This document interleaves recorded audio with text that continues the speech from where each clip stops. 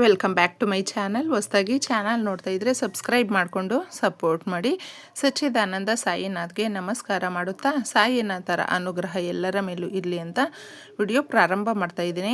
ಸ್ನೇಹಿತರೆ, ತುಂಬ ಸರಳ ವಿಧಾನದಲ್ಲೇ ನಿಮ್ಮೆಲ್ಲ ಕೋರಿಕೆಗಳನ್ನು ನೆರವೇರಿಸಿಕೊಳ್ಳುವಂಥ ಅತ್ಯದ್ಭುತವಾದ, ಬಹಳ ಶಕ್ತಿ ಹೊಂದಿರುವಂಥ, ತುಂಬಾ ನಿಮಗೆ ಇಷ್ಟವಾಗುವಂಥ ಪರಿಹಾರ ಇದಾಗಿದೆ. ಯಾವುದೇ ಒಂದೇ ಒಂದು ರೂಪಾಯಿ ಖರ್ಚಿಲ್ಲದೆ ಮಾಡುವಂಥ ಪರಿಹಾರ. ಇದನ್ನು ನೀವು ರಾತ್ರಿ ಮಲಗುವಾಗ ಮಾಡಿಕೊಂಡ್ರೆ ಸಾಕಾಗುತ್ತೆ.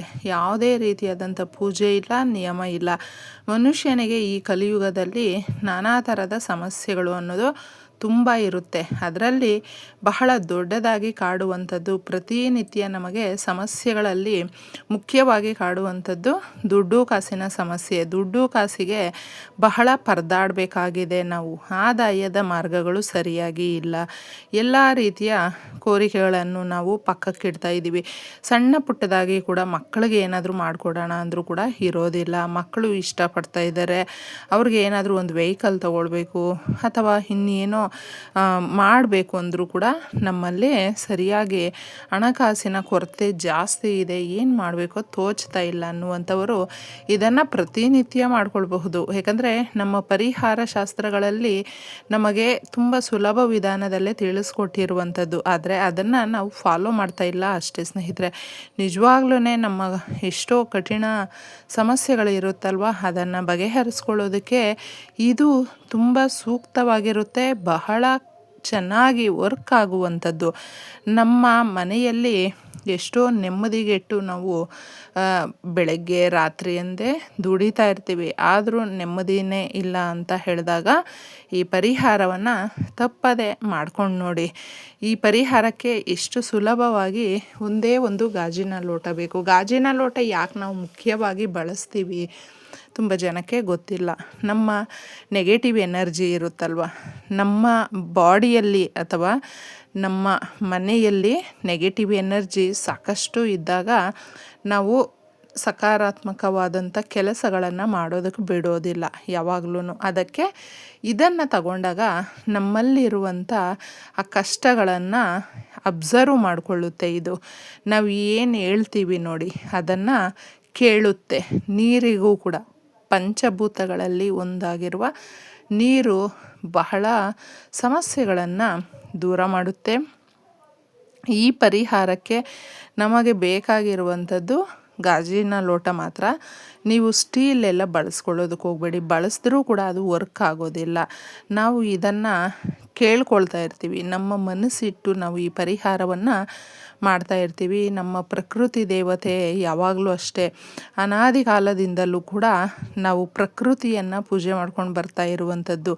ಪ್ರತಿಯೊಂದು ವೃಕ್ಷ ಮಾತೆಯೂ ಕೂಡ ಅದರಲ್ಲಿರುವಂಥ ಬೇರು, ಎಲೆ, ಕಾಂಡ ಎಲ್ಲವೂ ಕೂಡ ನಮ್ಮ ಔಷಧಿ ಗುಣವಾಗೇ ಮಾರ್ಪಟ್ಟಾಗಿರುವಂಥದ್ದು. ಇನ್ನು ನಾವು ಪ್ರಕೃತಿಯನ್ನು ಪೂಜೆ ಮಾಡ್ತೀವಲ್ವ, ಕೇಳ್ಕೊಳ್ಬೇಕು ಸ್ನೇಹಿತರೆ.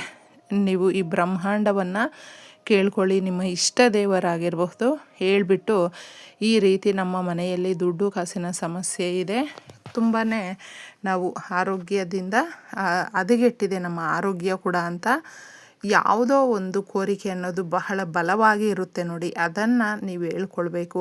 ಎಷ್ಟೋ ಜನ ಪ್ರೀತಿಸಿದಂಥವರು ದೂರ ಆಗಿರ್ತಾರೆ, ಅವರು ಕೂಡ ನಮ್ಗೆ ಹತ್ರ ಆಗಬೇಕು. ಅದು ಯಾವುದೇ ಸಂಬಂಧ ಆಗಿರಬಹುದು, ತಂದೆ ತಾಯಿ ಇರಬಹುದು, ಅಣ್ಣ ತಮ್ಮ ಇರಬಹುದು, ಅಕ್ಕ ತಂಗಿ, ಅಥವಾ ನಾವು ಪ್ರೀತಿಸಿದಂಥವರು ಮತ್ತು ಯಾರೇ ಇರಬಹುದು, ಅವರನ್ನು ಮತ್ತೆ ನಾವು ನಮ್ಮ ಜೊತೆ ನಮ್ಮ ಜೀವನದಲ್ಲಿ ಅವರು ಬಹಳ ಮುಖ್ಯವಾಗಿ ಇರುವಂಥವರು ಅಂತ ಕೇಳಿಕೊಂಡು, ಇಲ್ಲಾಂದರೆ ನಮಗೆ ದುಡ್ಡು ಇಷ್ಟು ಬೇಕು, 5 ಲಕ್ಷ ಬೇಕು, ದುಡ್ಡು ಬರೋದಿದೆ, ಬಂದರೆ ಸಾಕು ಅಂತ ನಾವು ಕೇಳ್ಕೊಂಡಿದ್ದೆ ಗಾಜಿನ ಲೋಟದಲ್ಲಿ ಶುದ್ಧವಾದಂಥ ನೀರನ್ನು ನಾವು ತುಂಬಿಸ್ಬಿಟ್ಟಿದ್ದೆ ರಾತ್ರಿ ನೋಡಿ ನೀವು ಎಲ್ಲ ರೀತಿಯ ಕೆಲಸ ಕಾರ್ಯಗಳನ್ನು ಮಾಡಿಕೊಂಡು ಅಡುಗೆ ಮಾಡಿ ತಿಂದು ಪ್ರತಿ ಕೆಲಸ ಮಾಡಿ ರಾತ್ರಿ ಮುಗಿಸಿ ಇನ್ನೇನು ನಿದ್ದೆ ಮಾಡ್ತೀವಲ್ವ, ಆ ಸರಿಯಾಗಿ ಆ ಸಮಯಕ್ಕೆ ಮಾತ್ರ ನೀವು ಮಾಡ್ಕೊಳ್ಬೇಕು.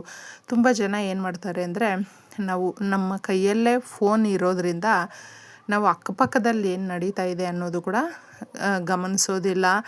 ರಾತ್ರಿ ನಾವು 1-2 ನಿಮಿಷ ಕೂಡ ಭಗವಂತನನ್ನು ನೆನೆಸ್ಕೊಳ್ತೀವೋ ಇಲ್ವೋ ಗೊತ್ತಿಲ್ಲ, ಆದರೆ ಫೋನನ್ನು ಮಾತ್ರ ನೋಡಿಕೊಂಡೇ ಹಾಗೇ ಮಲ್ಕೊಂಡ್ಬಿಡ್ತೀವಿ. ಆದರೆ ಆ ತಪ್ಪನ್ನು ಮಾಡಬೇಡಿ. ರಾತ್ರಿ ಈ ಪರಿಹಾರ ಮಾಡಿಕೊಳ್ಳುವಾಗ ಮಾತ್ರ ನೀವು ಫೋನನ್ನು ಪಕ್ಕಕ್ಕಿಟ್ಬಿಡಿ. ನಾವು ಬಲವಾಗಿ ಒಂದು ಸಂಕಲ್ಪ ಮಾಡ್ಕೊಳ್ತಾ ಇದ್ದೀವಿ, ಕೇಳ್ತಾ ಇದ್ದೀವಿ ಅಂದರೆ ಅದು ಭಗವಂತನಿಗೆ ತಲುಪಬೇಕು. ಆ ರೀತಿ ಶ್ರದ್ಧೆಯಿಂದ ಮಾಡಿದ ಪರಿಹಾರ ರಿಸಲ್ಟ್ ಕೊಡುತ್ತೆ. ಇದು ವೆರಿ ಪವರ್ಫುಲ್ ರಿಸಲ್ಟ್ ಬರುವಂಥದ್ದು ಅಂತ ಹೇಳ್ತೀನಿ. ಅದಕ್ಕೆ ಲವಂಗಗಳು ಆರೋಗ್ಯ ದೃಷ್ಟಿಯಿಂದ ಬಹಳ ಒಳ್ಳೆಯದ್ದು. ಮುಖ್ಯವಾಗಿ ನಮಗೆ ಯಾರಾದರೂ ನರದೃಷ್ಟಿ ಅಂದರೆ ಇವ್ರು ಚೆನ್ನಾಗಿದ್ದಾರೆ, ಇವ್ರು ಕೆಟ್ಟೋಗಬೇಕು, ಇವರು ಏಳಿಗೆ ಆಗಬಾರ್ದು, ಇವರು ಅಭಿವೃದ್ಧಿ ಆಗಬಾರ್ದು, ಕೆಲಸಗಳು ಸಿಗಬಾರ್ದು, ಇವ್ರಿಗೆ ಆರೋಗ್ಯ ಕೆಟ್ಟೋಗಬೇಕು, ಇವ್ರು ನಮಗಿಂತ ಶ್ರೀಮಂತರಾಗಬಾರ್ದು, ಇವರು ವೆಹಿಕಲ್ ತಗೊಳ್ಬಾರ್ದು, ಮನೆ ಕಟ್ಟಬಾರ್ದು, ಒಡವೆಗಳು ತಗೊಳ್ಬಾರ್ದು, ಹೀಗೆ ಅವರು ನರಳಾಡಿ ಸಾಯಲಿ ಅನ್ನೋ ಥರ ಕೂಡ ನಮ್ಮ ಸುತ್ತಮುತ್ತ ಇರುವಂಥವರೇ ನಮ್ಮ ಬಗ್ಗೆ ಕೇಡ ಬಯಸ್ತಾರೆ ಸ್ನೇಹಿತರೆ. ಅಷ್ಟು ಕೆಟ್ಟ ಮನಸ್ಸುಗಳು ಇರುತ್ತೆ. ಇದನ್ನು ಈಸಿಯಾಗಿ ಕೂಡ ನೀವು ತಗೊಳ್ಳೋದಕ್ಕೆ ಹೋಗ್ಬೇಡಿ. ಈ ಥರ ಮಾಡಿದಾಗ ಅದು ಯಾವುದು ಕೂಡ ನಮಗೆ ತಾಗದೆ ಹುಷಾರಾಗಿ ನಾವು ಇನ್ನಷ್ಟು ಮತ್ತಷ್ಟು ಅಂತ ಗಟ್ಟಿಯಾಗುವಂತೆ ಈ ಪರಿಹಾರ ಮಾಡುತ್ತೆ. ಯಾರು ಏನೇ ಅಂದ್ಕೊಂಡ್ರು ಅದು ರಿಟರ್ನ್ ಅವ್ರಿಗೆ ಹೋಗುತ್ತೆ.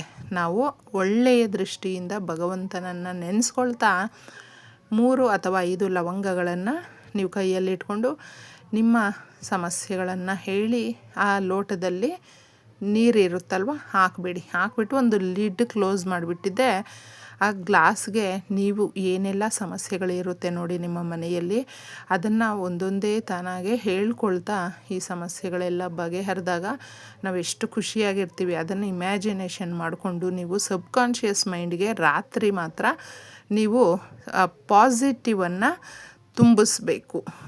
ಸಕಾರಾತ್ಮಕವಾದಂಥ ವಿಚಾರಗಳಲ್ಲಿ ಇದನ್ನು ತಿಳಿಸ್ಬಿಟ್ಟು ಲೋಟವನ್ನು ಲಿಡ್ ಕ್ಲೋಸ್ ಮಾಡಿ ನಿಮ್ಮ ಅಕ್ಕಪಕ್ಕದಲ್ಲೇ ಹತ್ತಿರದಲ್ಲೇ ಇಟ್ಟು ಮಲ್ಕೊಳ್ಬೇಕು ಈ ರೀತಿ. ತದನಂತರ ಇದನ್ನು ಮಾರನೆಯ ದಿನ ತೆಗೆದುಬಿಟ್ಟು ಆ ನೀರನ್ನು ಕುಡಿಬೇಕು. ಲವಂಗಗಳು ಇನ್ನೇನು ಅದನ್ನು ತೆಗೆದು ಹೊರಗಡೆ ಎಲ್ಲಾದರೂ ಗಿಡ ಮರಗಳ ಹತ್ರ ಹಾಕಿಬಿಡಿ. ನೀರನ್ನು ಮಾತ್ರ ಕುಡೀರಿ. ಈ ರೀತಿ ನಿಮಗೆ ಎಷ್ಟು ದಿನ, ಒಂದು ವಾರ, 15 ದಿನ, ತಿಂಗಳು ಈ ಥರ ಆಗುತ್ತಲ್ವ, ಹಾಕಿ ಮಲ್ಕೊಂಡು ಸೇಮ್ ಈ ಒಂದನ್ನು ಪರಿಹಾರನ ಮಾಡಿಕೊಳ್ಳಿ. ನೋಡಿ ಎಷ್ಟೆಲ್ಲ ಬದಲಾವಣೆಗಳು ನಿಮ್ಮ ಜೀವನದಲ್ಲಿ ಆಗುತ್ತೆ. ಸುಖ ಸಂತೋಷ ಅನ್ನೋದು ಬರುತ್ತೆ. ದರಿದ್ರ ಅನ್ನೋದು ದೂರ ಆಗಿ ಮನೆಯಲ್ಲಿ ನಿಮಗೆ ನೀವು ಇಷ್ಟಪಡುವಂಥ ಕಾರ್ಯಗಳು ಏನಿರುತ್ತೆ ನೋಡಿ ಅದು ಸರಾಗವಾಗಿ ನಡೆಯುವಂತೆ ಈ ಪರಿಹಾರ ಮಾಡುತ್ತೆ. ಮಾಡ್ಕೊಂಡು ನೋಡಿ. ಎಲ್ರಿಗೂ ಒಳ್ಳೆಯದಾಗಲಿ. ಧನ್ಯವಾದಗಳು.